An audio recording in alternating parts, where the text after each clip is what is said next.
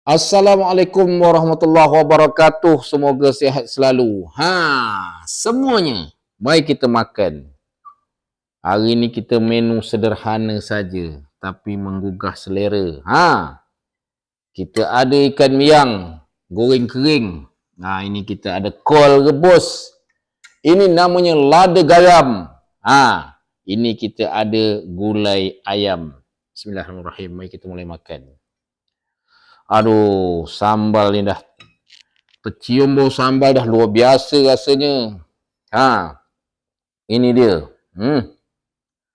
Ayam kita. Ada kentang. Ui, sedap ni. Bismillahirrahmanirrahim. Allahumma barik lana fima razaqtana wa qina azabannar. Nyam nyam nyam nyam nyam nyam.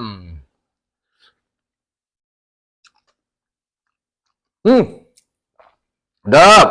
Memang sedap. Dengan sambal ni kita cicah dengan sambal.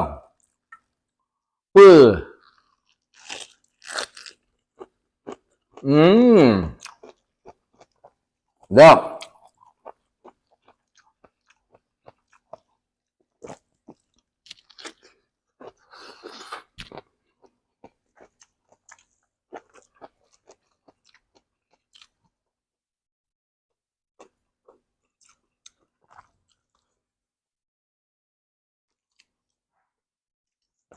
Memang sedap dia. Pakai sambal ni. Lada garam cakap. Sedap.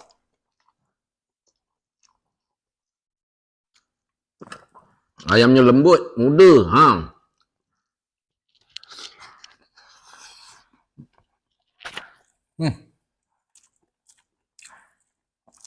Ikan miang.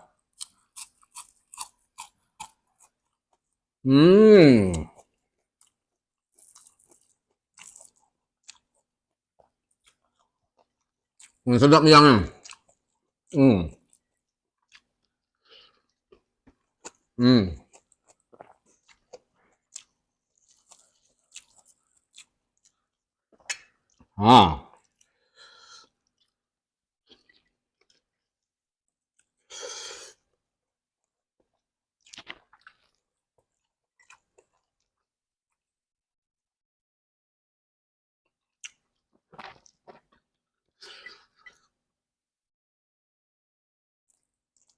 Okey.